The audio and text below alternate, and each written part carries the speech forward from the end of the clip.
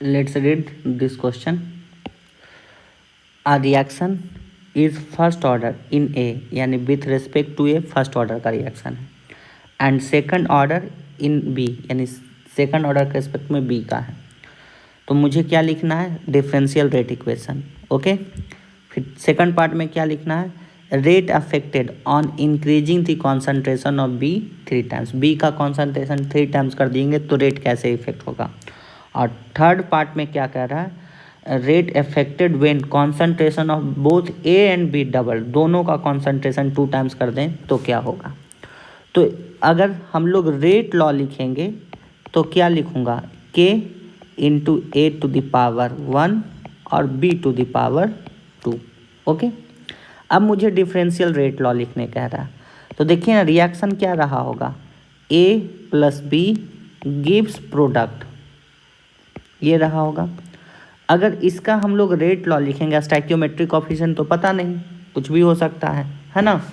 तो अगर हम लोग बात कर लें तो इसका जो डिफरेंशियल रेट लॉ लिखूंगा तो d A upon d t minus sign के साथ minus d V upon d t equal to R O, ये तो rate of reaction, equal to क्या लिख सकता हूँ? K into A to the power 1 B to the power 2।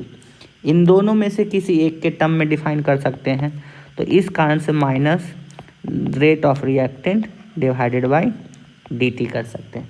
एक तरीके से और इसको हम लोग एक्सप्रेस कर सकते हैं एट t इक्वल टू 0 लेके, और at t equal to t पे a और b, फिर a माइनस एक्स और b माइनस एक्स, और वहाँ से करके भी हम लोग dx अपॉन dt के टर्म में भी कर सकते हैं। तो बात एक ही है। ओके, तो ये हमारा क्या हो गया? Differential rate equation. अब सेकंड पार्ट में देखिए क्या पूछ रहा है कि if the concentration of B क्या कर दिया गया है? 3 टाइम्स कर दिया गया। That is first part. Second part में देखिए तो कॉन्सेंट्रेशन ऑफ बी क्या किया गया है? 3 टाइम्स इंक्रीज कर दिया गया है।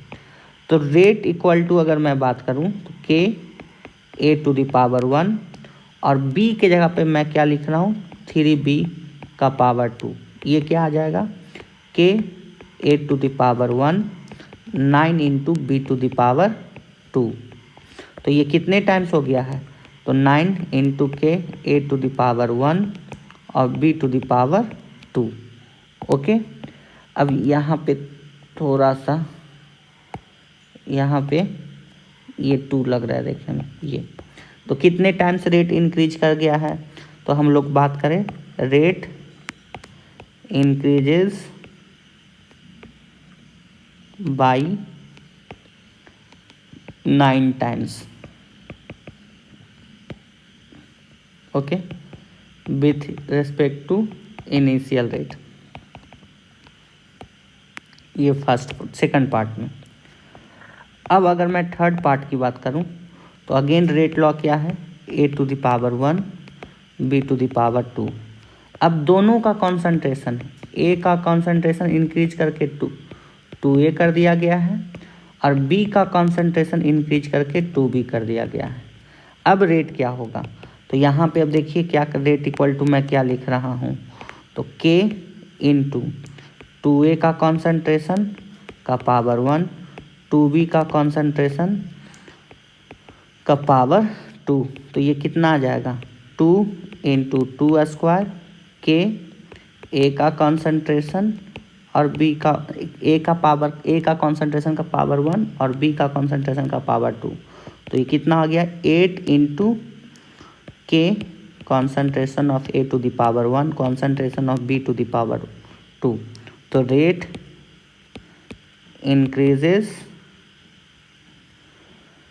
by 8 times with respect to initial rate. Okay, thank you.